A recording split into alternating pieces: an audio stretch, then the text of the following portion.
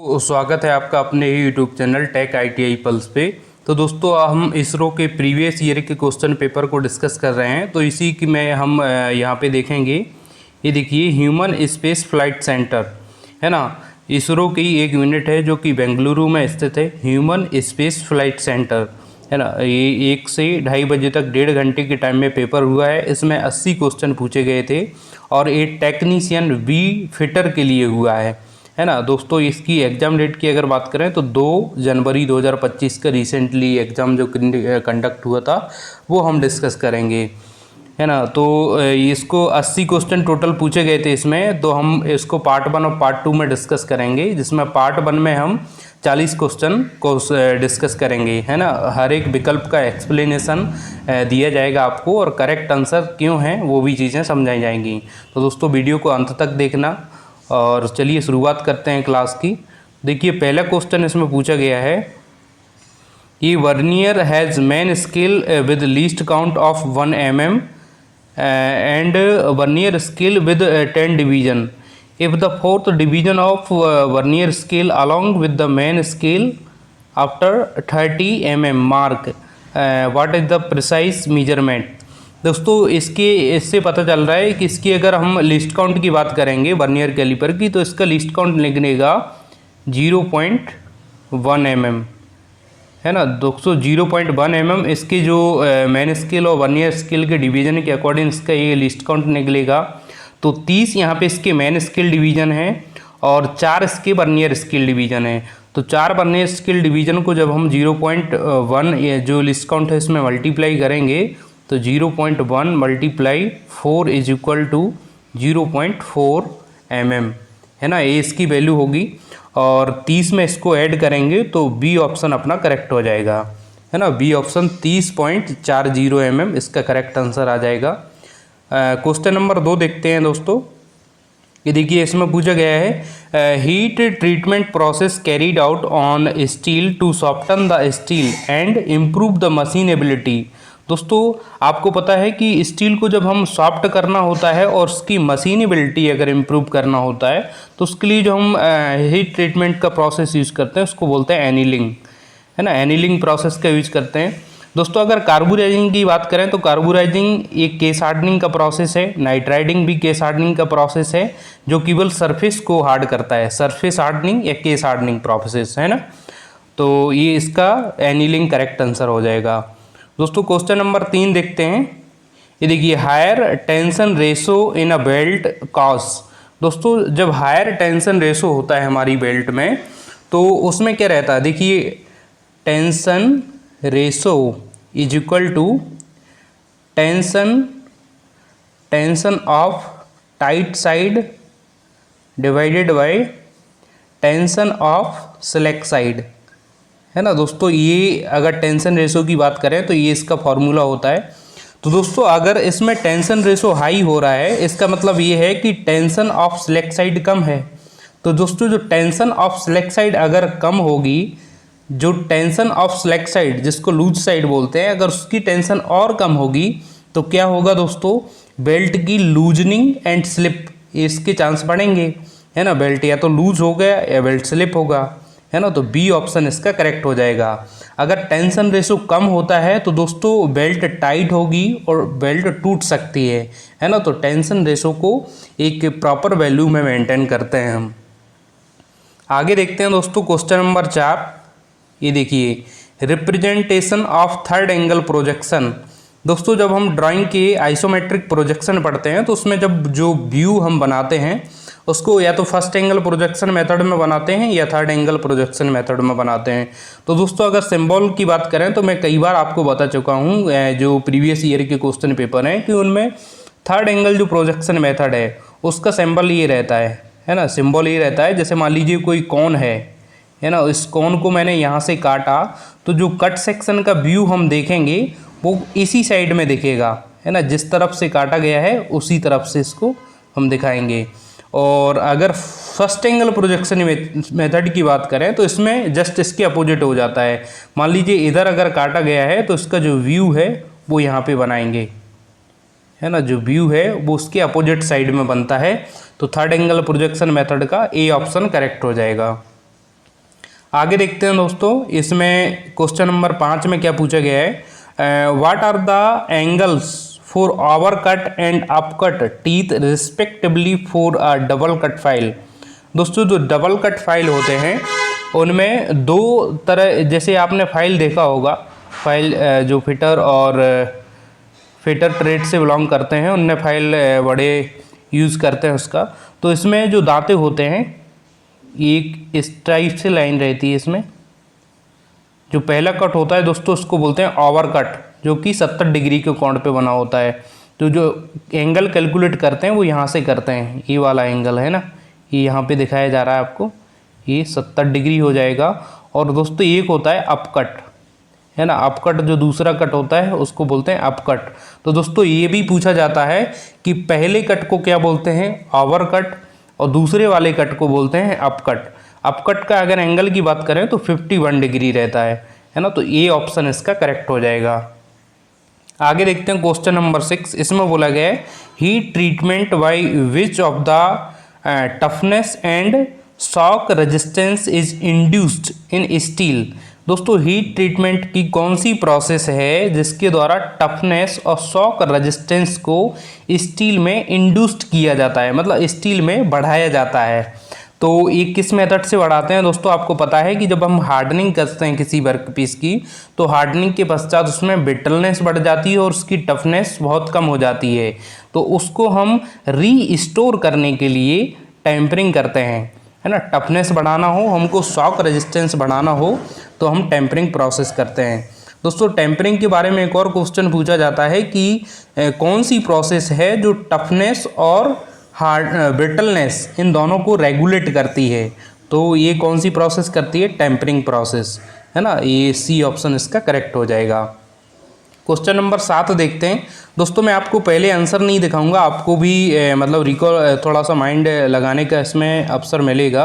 तो देखिए मैं क्वेश्चन इसमें जो आंसर दिए हुए हैं आंसर की मैं वो बाद में दिखाऊंगा। तो आप जैसे ही क्वेश्चन को रीड करोगे तो आप अपना माइंड चला के इसका आंसर दे सकते हैं, है ना। The lead tin based alloy with anti friction property which is used for making bearing. दोस्तों लेड टिन बेस्ड अलॉय कौन सा है जिसमें एंटी फ्रिक्शनल प्रॉपर्टी होती है, जो कि बेयरिंग बनाने के लिए यूज होता है। तो बेविट मेटल इसका करेक्ट आंसर हो जाएगा। दोस्तों बेविट मेटल के बहुत अधिक बेयरिंग बनाए जाते हैं क्योंकि इसमें एंटी फ्रिक्शनल प्रॉपर्टी हैं वो ज़्यादा होती हैं। क्वेश्चन नंबर 8 देखते हैं। ये देखिए 8 भी क्वेश्चन में पूछा गया है, which among the following welding process does not require a shielding gas. दोस्तों सील्डिंग गैस जो मैग वेल्डिंग है, मेटल आर्क वेल्डिंग, है ना। मेटल आर्क वेल्डिंग में कोई सील्डिंग गैस की ज़रूरत हमको नहीं पड़ती है, तो ये ऑप्शन इसका करेक्ट हो जाएगा। बाकी अगर बी नंबर मिग की अगर बात करें तो मेटल इनर्ट गैस, है ना, इसमें भी इनर्ट गैस जो कि सील्डिंग का काम करती है। टिग टंगस्टन इनर्ट गैस, है ना, इसमें भी इनर्ट गैस का यूज़ करते हैं, ये भी सील्डिंग का काम करती है। और दोस्तों डी नंबर पे जो है इसका तो नाम ही है सील्डेड मेटल आर्क वेल्डिंग, है ना, सील्डेड मेटल आर्क वेल्डिंग। तो ये ऑप्शन इसका करेक्ट हो जाएगा। दोस्तों देखते हैं आगे 9वें नंबर का क्वेश्चन है, इसमें पूछा गया है which among the following comes under machine safety category in workshop. दोस्तों ये इसमें से कौन सा मशीन सेफ्टी कैटेगरी के अंतर्गत आता है वर्कशॉप में। तो इसमें डी ऑप्शन इसका करेक्ट हो जाएगा, do not attempt operating the machine until you know how to operate it properly. दोस्तों जब आपको किसी मशीन को चलाना नहीं आता है, ऑपरेट करना नहीं आता है, तो आपको उसके बिना नॉलेज के उसको टच नहीं करना है ना। तो डी ऑप्शन इसका करेक्ट हो जाएगा। आगे देखते हैं क्वेश्चन नंबर 10। दोस्तों इसमें बोला गया है the tension in the belt which create a clamping force is called, है ना। दोस्तों tension in the bolt which create a clamping force is called, तो दोस्तों प्री लोड, है ना, प्री लोड इसका करेक्ट आंसर हो जाएगा।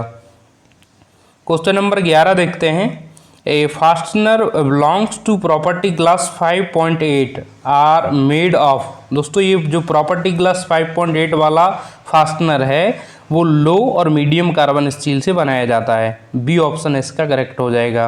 ये दोस्तों केवल आपको फैक्ट याद रखना है, इसमें समझने लायक चीज़ें कुछ भी नहीं हैं, इसलिए मैं आपको केवल आंसर बताती हुई जा रहा हूँ। 12 नंबर का क्वेश्चन है, इसमें पूछा है which drill jig is used for drilling thin and soft work piece for avoiding bending. दोस्तों जो बहुत पतले और ऐसे वर्क पीस होते हैं जिनके मुड़ने के चांस रहते हैं, तो उनमें जो बेंडिंग को अवॉइड करने के लिए हम सैंडविच जिग का यूज़ करते हैं। दोस्तों ये सैंडविच जिग है, इसका यूज़ करते हैं जो बहुत पतले और बहुत नाजुक वर्क पीस होते हैं, क्योंकि वो बेंड ना हो सकें इसलिए। दोस्तों ट्रूनियन जिग, अगर ट्रूनियन जिग की बात करें तो इसको कोई वर्क पीस है उसके ऑल साइड्स से हमको मशीनिंग करना है, तो ट्रूनियन जिग का प्रयोग करते हैं। प्लेट जिग दोस्तों बहुत साधारण सा जिग है, जिसमें क्या करते हैं किसी भी वर्क पीस पे हम मशीनिंग करते हैं, जैसे कि ड्रिलिंग करना। दोस्तों बॉक्स जिग ट्रूनियन जिग जैसा ही होता है, एक बॉक्स टाइप से रहता है जिसमें किसी वर्क पीस के 2 साइड से हम मशीनिंग कर सकते हैं, है ना। तो सैंडविच जिग इसका करेक्ट आंसर हो जाएगा। 13 नंबर का क्वेश्चन देखते हैं दोस्तों, इसमें बोला है lower critical temperature for plane carbon steel. दोस्तों लोअर टेम्परेचर स्टील जो प्लेन कार्बन स्टील का होता है, जहाँ से मतलब जैसे लोअर क्रिटिकल टेम्परेचर किसको बोलते हैं, जैसे मान लीजिए हम हीट ट्रीटमेंट का कोई प्रोसेस कर रहे हैं, तो उस प्रोसेस में जो स्टील का कोई भी पीस है उसमें जो इंटरनल स्ट्रक्चर है वो चेंज होना शुरू होती है, उस तापमान को बोलते हैं लोअर क्रिटिकल टेम्परेचर। तो इसकी वैल्यू होती है 273 degree centigrade, 223 degree centigrade. C option इसका करेक्ट हो जाएगा। 14 नंबर का क्वेश्चन देखते हैं दोस्तों, इसमें पूछा गया है identify the fit H7J6 from the following. दोस्तों जब फिट पढ़ते हैं तो उसके पूरे ABCD के लेटर होते हैं, जिसको जैसे इसमें 5 लेटर ABCD में छोड़ दिए जाते हैं, और ZA ZB और ZC A और JS, है ना, ये 4 लेटर ऐड कर देते हैं, तो टोटल होते हैं इसमें 25 लेटर, है ना ये। तो इसमें अगर फिट की बात करें तो फिट के अकॉर्डिंग जो हॉल बेसिस सिस्टम होता है, जैसे मान लीजिए है H7 बोला है, H7J6, तो H7 का मतलब होता है हॉल बेसिस सिस्टम। तो दोस्तों जो हॉल बेसिस सिस्टम या सॉफ्ट बेसिस सिस्टम जो भी है, तो उसमें A से लेकर H तक, उसके बाद J से लेकर N तक, और P से लेकर ZC।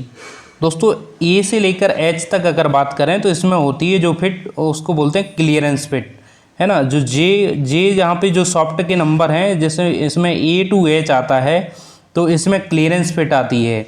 अगर J to N के बीच में कोई लेटर होता है यहाँ पे, जैसे मान लीजिए J ही यहाँ पे दिया है, तो ये कौन सी फिट आ जाएगी, ट्रांजिशन फिट, है ना, इसको बोलते हैं ट्रांजिशन फिट। इसके अंतर्गत जो भी लेटर आएंगे, J के बाद JS आएगा, K, है ना, L आता नहीं है, उसको रिमूव कर देते हैं, N, है ना। तो ये इतने जो लेटर होते हैं ट्रांजिशन फिट। उसके बाद P to जो ZC होता है वो इंटरफेरेंस फिट के अंतर्गत आता है ना। तो इसका करेक्ट आंसर हो जाएगा कौन सा, J है यहाँ पे, तो ट्रांजिशन फिट इसका करेक्ट आंसर हो जाएगा। आगे देखते हैं दोस्तों, 15वें नंबर का क्वेश्चन है, इसमें पूछा गया है the sector of a circle has a radius of 2 and the length of arc is 4, what is the area of sector. तो दोस्तों ये एरिया ऑफ सेक्टर, इसकी अगर बात करें तो दोस्तों इसका करेक्ट आंसर हो जाएगा option number V, 4 meter square, है ना, 4 मीटर स्क्वायर। जो सेक्टर ऑफ एरिया उसका फॉर्मूला यूज करके आप आसानी से कैलकुलेट कर सकते हैं इसको। आगे देखते हैं 16वें नंबर का क्वेश्चन दोस्तों, इसमें बोला गया है in zig zag riveting the polygon formation. दोस्तों इसमें कौन सी आकृति बनती है, तो जब हम बात करें जिग जैग फॉर्मेशन, जैसे मान लीजिए कोई 2 प्लेट हैं, है ना, इनको हमने रिवेट के द्वारा जोड़ा, है ना, तो जो रिवेट यूज़ करा है इसमें जिग जैग है। जैसे मान लीजिए कोई रिवेट लगाया हमने, एक यहाँ पे, एक यहाँ पे, एक यहाँ पे, तो जिग जैग रिवेट में क्या होता है, ये जो डबल बट जॉइंट बनाते हैं इसमें रिवेटिंग में, तो एक रिवेट इसमें यहाँ पे यूज़ करेंगे, एक रिवेट यहाँ पे यूज़ करेंगे, मतलब थोड़ा सा आगे पीछे रखते हैं डायगोनली। तो इसमें जो एंगल फॉर्मेशन होता है इसको बोलते हैं पॉलीगन। तो तो इसमें कौन सा पॉलीगन बनता है, एंगल बनता है ना। तो एंगल इसका करेक्ट आंसर हो जाएगा, सॉरी ट्राइंगल इसका करेक्ट आंसर हो जाएगा ये, और ये ऑप्शन इसका करेक्ट हो जाएगा। आगे देखते हैं 17वें नंबर का क्वेश्चन। इसमें बोला गया है what is the material used for insulated rivet use in electrical assembly. दोस्तों इलेक्ट्रिकल असेंबली में कौन से इंसुलेटेड रिवेट जो मटेरियल है वो उसका मटेरियल क्या है, जो इंसुलेटेड रिवेट यूज होते हैं उनका मटेरियल क्या है, व्हाट इज़ द मटेरियल। तो इसके मटेरियल होता है दोस्तों नाइलॉन, है ना। बी ऑप्शन इसका करेक्ट हो जाएगा। आगे देखते हैं 18वें नंबर का क्वेश्चन। इसमें बोला गया है oil based fire belongs to which class of fire. दोस्तों जब हम फायर एंड सेफ्टी का जो चैप्टर पढ़ते हैं तो उसके अंतर्गत 4 क्लास होते हैं फायर के, A B C and D. दोस्तों ए क्लास की अगर बात करें तो जो ऑर्गेनिक्स मटेरियल होते हैं, जैसे मान लीजिए वुड हुआ, पेपर हुआ, है ना, वुड पेपर, तो ये ए क्लास के अंतर्गत आते हैं। जो भी लिक्विड फायर रहती है दोस्तों, इसमें ऑयल बेस्ड फायर है तो ये क्या है, लिक्विड है, तो जो लिक्विड फायर होती है वो बी क्लास के अंतर्गत आती है। और जो गैसीय फायर होती है, जैसे मान लीजिए किसी LPG gas, acetylene gas, methane gas, किसी भी गैस जो फॉर्म में होगी वो क्लास सी फायर में आएगी, है ना। जो गैसीय फायर है वो क्लास सी में आती हैं। और क्लास डी की अगर बात करें तो इसमें होते हैं मेटल फायर, जो धातुओं में धात्विक जो आग होती है, जैसे मान लीजिए सोडियम पोटेशियम है, ये आग पकड़ लेता है तो उसमें जो आग लगती है उसको बोलते हैं क्लास डी फायर में आती हैं, है ना। इनमें फायर एक्सटिंग्विशर की दोस्तों अगर बात करें तो क्लास ए फायर में जो नॉर्मल वाटर टाइप है वो यूज़ होता है, क्लास बी फायर में फॉर्म टाइप यूज़ होता है, क्लास सी फायर में DCP dry chemical powder use होता है, और क्लास जो डी है इसमें यूज़ करते हैं हम CO2 टाइप, है ना। तो ये फायर एक्सटिंग्विशर इसमें यूज़ करते हैं। आगे देखते हैं दोस्तों 19 नंबर का क्वेश्चन। इसमें बोला गया है identify the pneumatic component symbol given below.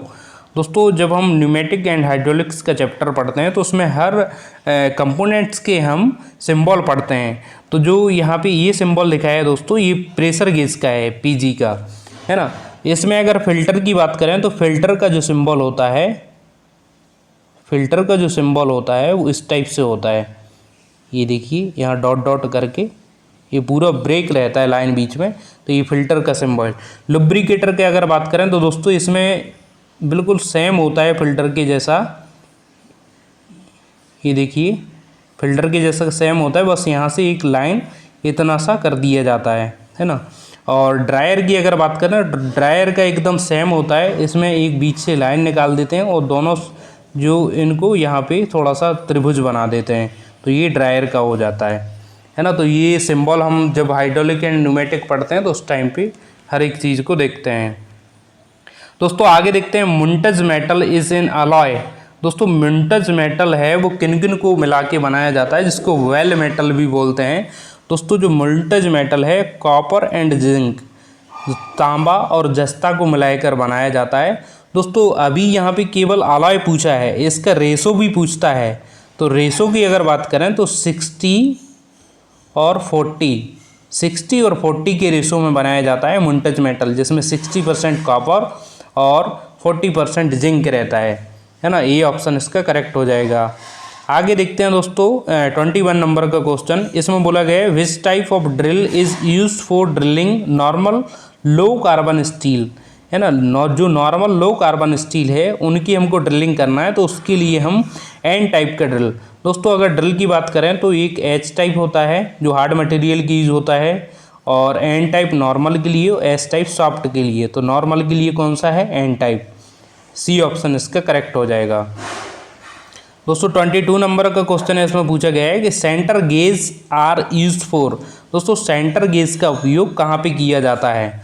तो जो दोस्तों हम लेथ पे जो वर्कपीस है, जैसे मान लीजिए चक है, चक में हमने वर्कपीस को बांध लिया, ये वर्कपीस, इस वर्कपीस से टूल्स, जो भी टूल है उसको 90 डिग्री पे, ये यहाँ पे 90 डिग्री पे सेट करने के लिए जो टूल यूज़ होता है उसको बोलते हैं सेंटर गेज। तो इसमें बोला है checking and setting of tool in lathe, ये बी ऑप्शन इसका करेक्ट हो जाएगा। आगे देखते हैं दोस्तों 23 नंबर का क्वेश्चन। इसमें पूछा गया है चिपलेस थ्रेड आर जनरेटेड बाय। दोस्तों कौन सा जो टैप है वो चिप जनरेट नहीं करता है? तो दोस्तों जो थ्रेड फॉर्मिंग टैप्स होते हैं जो कि कोई एक्स्ट्रा मटेरियल जनरेट नहीं करते, वो क्या करते हैं, मटेरियल को डिस्प्लेस करके थ्रेड काटते हैं, मटेरियल को ही डिस्प्लेस करते हैं, उससे थ्रेड काटते हैं। तो इसमें कोई चिप फॉर्म नहीं होता है। बी ऑप्शन इसका करेक्ट हो जाएगा, है ना, बी ऑप्शन इसका करेक्ट हो जाएगा। आगे देखते हैं 24 नंबर का क्वेश्चन। इसमें बोला गया है for an interference fit the difference between the size of hole and the size of shaft before assembly is called. दोस्तों इसमें अगर बात करें तो इस इंटरफेरेंस फिट में क्या होता है, हॉल होता है वो उसका साइज छोटा होता है ना, हॉल का साइज क्या होगा, छोटा होगा, और सॉफ्ट का साइज बड़ा होगा। तो छोटे साइज से हम बड़े साइज को घटाएंगे तो क्या आएगा, हमारा वैल्यू आएगी जो आएगी हमारी नेगेटिव में आएगी। तो जो नेगेटिव वैल्यू आएगी वो इसका करेक्ट ऑप्शन हो जाएगा, ऑप्शन नंबर बी। और यहीं पे अगर क्लियरेंस फिट पूछा होता तो उसकी वैल्यू आती हॉल से, जब सॉफ्ट के साइज को घटाते तो ये वैल्यू पॉजिटिव आती है ना। तो इसका फिलहाल के लिए करेक्ट ऑप्शन हो जाएगा ऑप्शन नंबर बी। 25 नंबर का क्वेश्चन देखते हैं दोस्तों। इसमें पूछा गया है कैप नट्स आर यूज्ड। तो कैप नट का उपयोग कहाँ पे करते हैं? कैप नट का प्रयोग जो जैसे मान लीजिए कोई थ्रेड है तो बोल्ट से नट को कसने के पश्चात जो निकली हुई थ्रेड होती है उनको बोलते हैं प्रोजेक्टिंग थ्रेड। तो प्रोजेक्टिंग थ्रेड है वो निकला ना रहे, एनवायरनमेंट में वो ख़राब ना हो, रस्ट ना लगे उस पर, इसलिए इसको कैप नट से ढक दिया जाता है ना। कैप नट होता है जिसको नट का भी काम करता है, ऊपर से कैप लगी होती है ना, इस टाइप से रहता है। ये देखिए इसमें एक कैप लगा होता है जो कि नट को, जैसे मान लीजिए यहाँ ये प्रोजेक्टिंग थ्रेड है ये इस जगह पे, तो ये नट क्या है, इस थ्रेड को रस्ट होने से बचाता है, प्रोटेक्ट करता है इसको। आगे देखते हैं 26 नंबर का क्वेश्चन। इसमें पूछा है ए स्क्वायर बॉक्स ऑफ मास। ये देखिए दोस्तों ये कैलकुलेटिव क्वेश्चन है। तो इसमें पूछा है a square box of mass is 15 kg is resting on a horizontal surface. एक क्षैतिज सतह पे रखा है। The coefficient of friction between the box and surface is 0.5। The what is the work required to move the box by 15 metre. Take acceleration gravity, जो गुरुत्वीय त्वरण है उसको लेना है अपने को 10 मीटर पर सेकेंड स्क्वायर। तो दोस्तों इसको कैलकुलेट कैसे करेंगे हम? तो इसकी कैलकुलेशन के लिए हमको, तो दोस्तों इसमें पहले हम क्या कैलकुलेट करेंगे दोस्तों, इसमें कैलकुलेट करेंगे हम फोर्स। तो force is equal to mass into acceleration, है ना। एसिलरेशन कितना दिया है यहाँ पे 10, है ना। तो ये कितना आ जाएगा 150 न्यूटन, है ना, 150 न्यूटन आया। उसके पश्चात हमको एक कोफिशिएंट ऑफ फ्रिक्शन, तो फ्रिक्शनल फोर्स मतलब कि जो वर्क सरफेस है और जो हमारा बॉक्स रखा है उनके बीच में फ्रिक्शन के द्वारा कितना बल लग रहा है वो हमको कैलकुलेट करना है। तो फ्रिक्शनल जो फोर्स कैसे कैलकुलेट करेंगे, तो इसके लिए हम frictional force is equal to जो कोफिशिएंट ऑफ फ्रिक्शन है 1.5 मल्टीप्लाई ये जो फोर्स उसको डिस्प्लेसमेंट के लिए लगा रहे हैं तो 150। तो इसकी अगर बात करें तो ये कितना आएगा 22.5, है ना, 22.5 न्यूटन ये आएगा। उसके बाद हमको फाइनल क्या कैलकुलेट करना है, हमको कैलकुलेट करना है वर्क, है ना, वर्क हमको कैलकुलेट करना है। तो इसके लिए हमको क्या करना पड़ेगा, है ना। तो दोस्तों ये 0.5 न्यूटन। तो दोस्तों अब हमको फाइनल क्या कैलकुलेट करना है कि हमको कितना बॉक्स को खिसकाने के लिए वर्क करना पड़ रहा है। तो इसके लिए हमको क्या करना पड़ेगा, जो कोफिशिएंट ऑफ फ्रिक्शन मतलब फ्रिक्शनल जो फ्रिक्शन के द्वारा उसको खिसकाने के लिए कितना लोड लग रहा है, तो फाइनल हमको वर्क निकालना है फोर्स 22.5 इंटू डिस्प्लेसमेंट 15। इन दोनों का अगर दोस्तों मल्टीप्लाई करेंगे तो जो सी ऑप्शन है वो करेक्ट आ जाएगा, है ना, सी ऑप्शन दोस्तों करेक्ट आ जाएगा इसका। आगे देखते हैं दोस्तों 27 नंबर का क्वेश्चन। इसमें बोला गया है the imaginary circle on which two mating gear seems to be rolled in called. दोस्तों जो इमेजिनरी सर्किल होता है, जो दो गियर मेस होके जो चलते हैं उनके बीच में बनता है, उसको बोलते हैं पिच सर्किल, है ना दोस्तों। जो पिच सर्किल है उसको बोलते हैं इमेजिनरी सर्किल, है ना। बी ऑप्शन, सी ऑप्शन इसका करेक्ट हो जाएगा। आगे देखते हैं 28 नंबर का क्वेश्चन। इसमें बोला गया है which among the following is not correct for a long arc length, है ना। लॉन्ग आर्क लेंथ के संबंध में कौन सा इसमें से करेक्ट नहीं है। तो दोस्तों अनस्टेबल आर्क ए भी होगा, लॉन्ग आर्क होगी तो आर्क अनस्टेबल होगी। Cause oxidation of weld metal, दोस्तों जो वेल्ड मटेरियल जिससे हम वेल्ड डिपॉजिट कर रहे हैं वो ऑक्सीडेशन भी होगा उसका। उसके बाद अगर देखते हैं पुअर फ्यूजन एंड पेनिट्रेशन, ये भी है दोस्तों। पुअर फ्यूजन होगी, पेनिट्रेशन होगा, है ना। पेनिट्रेशन उतना नहीं मिलेगा अपने को। दोस्तों higher deposition material and narrow weld, ये दोस्तों जब शॉर्ट आर्क बनती है अपनी, तो शॉर्ट आर्क के केस में होता है ना। तो लॉन्ग आर्क के केस में ये नहीं होता है, तो सी ऑप्शन का करेक्ट हो जाएगा। 29 नंबर का क्वेश्चन है। इसमें देखते हैं the operation of shaping the grinding wheel to maintain concentricity. दोस्तों जो हम ग्राइंडिंग व्हील का यूज़ करते हैं, वो व्हील एकदम कॉन्सेंट्रिक घूमना चाहिए, क्योंकि वो दोस्तों जो घूमता है व्हील वो 1000 RPM, 3 से 4000 RPM, 2800 3000 RPM ऐसी स्पीड पर घूमता है।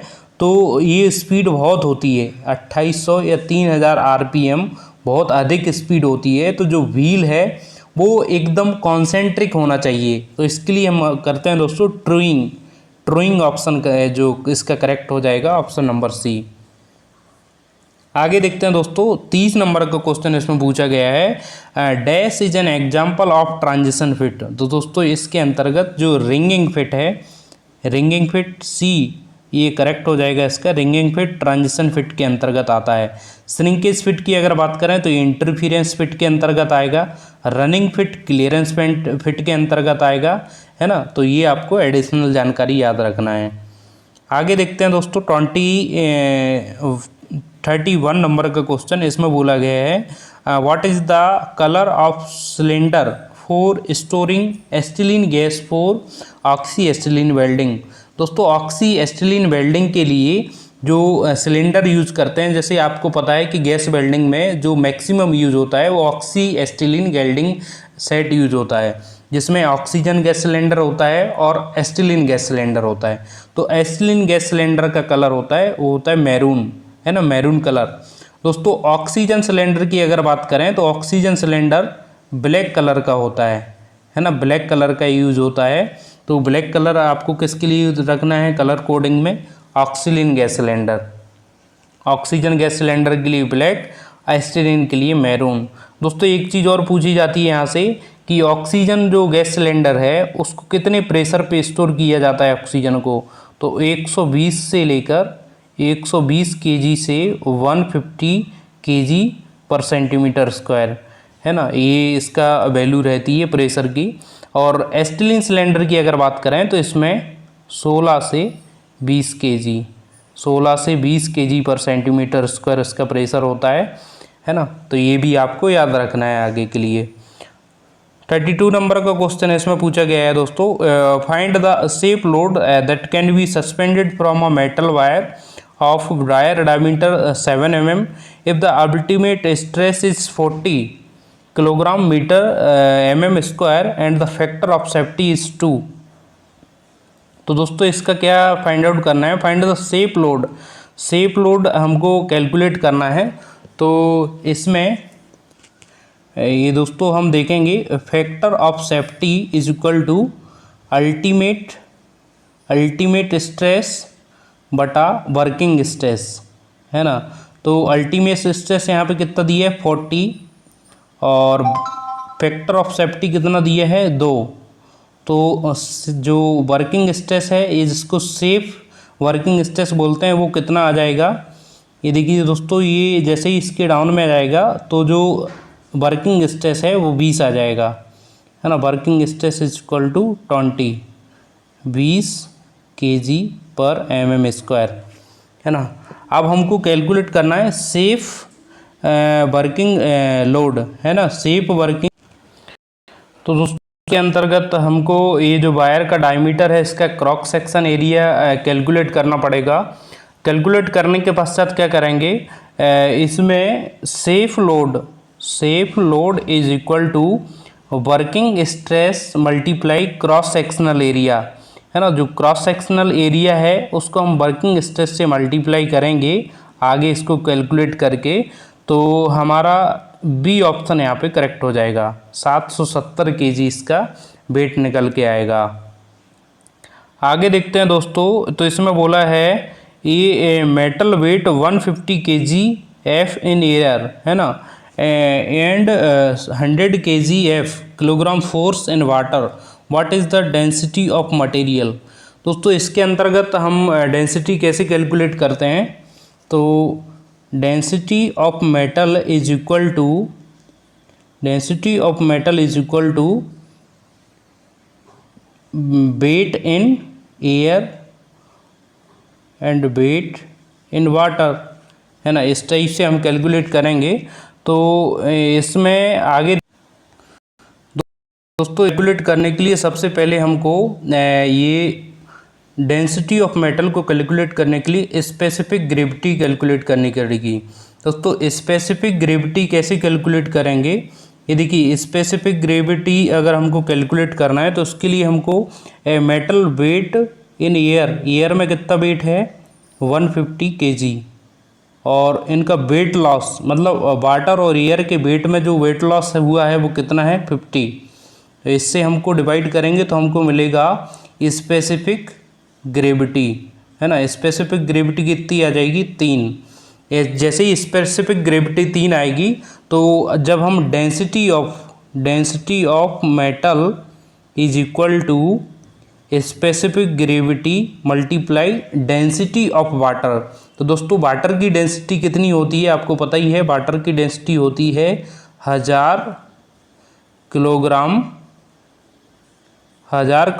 पर मीटर क्यूब, है ना। तो इसको 1000 किलोग्राम पर मीटर क्यूब से कैलकुलेट करेंगे तो 3000 किलोग्राम पर मीटर क्यूब, बी ऑप्शन इसका करेक्ट निकल के आएगा।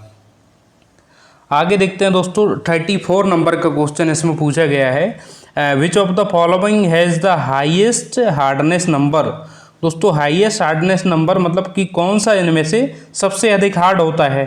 तो दोस्तों आपको पता है कि जो हम ऑस्टेनाइट, मार्टेनसाइट या स्टील के स्ट्रक्चर पढ़ते हैं, तो जो मार्टेनसाइट स्ट्रक्चर है वो सबसे अधिक हार्ड होता है ना, सबसे अधिक हार्ड होता है मार्टेनसाइट स्ट्रक्चर। अगला देखते हैं यहाँ पे 35 नंबर का क्वेश्चन है इसमें पूछा गया है, ठीक है। 35 नंबर के क्वेश्चन में पूछा गया है, for same cutting speed larger diameter drills have. दोस्तों मैंने आपको पहले कई बार बताया है कि इसका रटना नहीं है हमको, इसके लिए cutting speed is equal to pi diameter of drill into N क्या बोलते हैं यहाँ पे आरपीएम। दोस्तों for same cutting speed, cutting speed को हमने कांस्टेंट रख दिया, तो इसके लिए लार्जर डायमीटर ड्रिल्स, जो ड्रिल का अगर डायमीटर हम यहाँ पे बढ़ाएंगे, अगर यहाँ पे डी को बढ़ाएंगे तो एन को क्या करना पड़ेगा, कम करना पड़ेगा। तो यहाँ पे लेसर आरपीएम मतलब आरपीएम इसके लिए कम होगा। अगर हम डायमीटर को कम करेंगे तो एन की वैल्यू जो कि आरपीएम है, आरपीएम को क्या करना, बढ़ाना पड़ेगा, है ना, हायर आरपीएम। तो ये ऑप्शन इसका करेक्ट हो जाएगा। इस तरह से दोस्तों आपको कैलकुलेट करना है इस फॉर्मूले में रख के, तो कुछ भी वैल्यू पूछेगा आप कभी इसमें कन्फ्यूज नहीं होंगे। आगे देखते हैं दोस्तों 36 नंबर का क्वेश्चन इसमें पूछा गया है, what do you mean by planishing operation in sheet metal. तो दोस्तों जो शीट मेटल का ऑपरेशन होता है प्लेनिशिंग, है ना, प्लेनिशिंग ऑपरेशन में क्या करते हैं, to make a metal surface smooth by hammering its over stake block, है ना। तो दोस्तों स्टेक होता है, आपको पता ही है कि स्टेक पर रख के हम सीट मेटल का जो भी हमको सीट को ठोकना पीटना रहता है तो स्टिक और ब्लॉक पे रख के करते हैं। तो हमको स्मूथ करना है हैमरिंग की सहायता से, उसको बोलते हैं प्लेनिशिंग। सी ऑप्शन इसका करेक्ट हो जाएगा।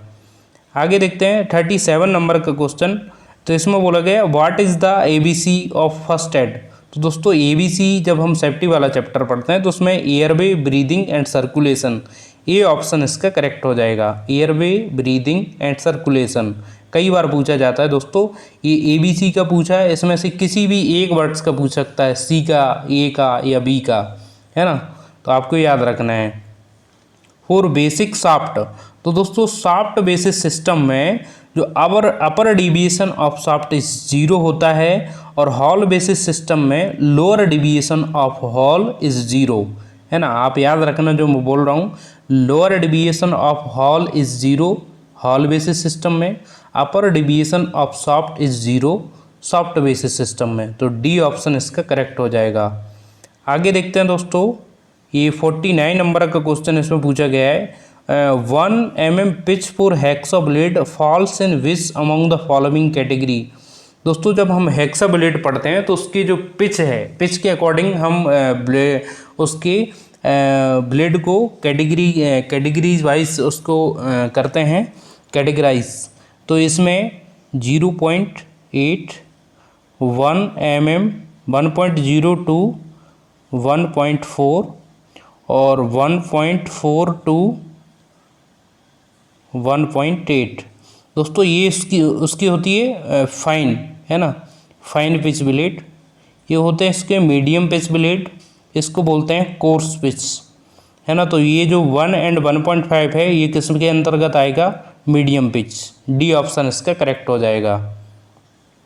दोस्तों 40 नंबर का क्वेश्चन है, इसमें पूछा गया है point out the unsafe workshop practice among the following.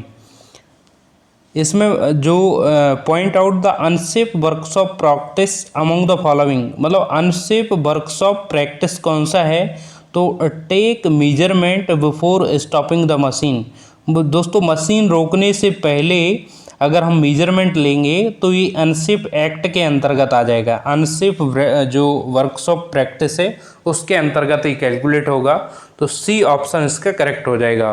दोस्तों ये हमने HSFC human space flight centre Bengaluru के 2025 के क्वेश्चन पेपर के 40 क्वेश्चन को हमने डिस्कस करे।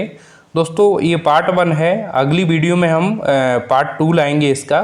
तो दोस्तों वीडियो को पूरा देखिए, अंत तक देखेंगे तो आपको जो मैंने डिस्कस कराया वो पूरा एकदम समझ में आएगा। दोस्तों वीडियो देखने के लिए बहुत बहुत धन्यवाद। अगर वीडियो से आपको ज़रा सा भी फ़ायदा होता है तो अपने दोस्तों के साथ शेयर ज़रूर करें। Thank you.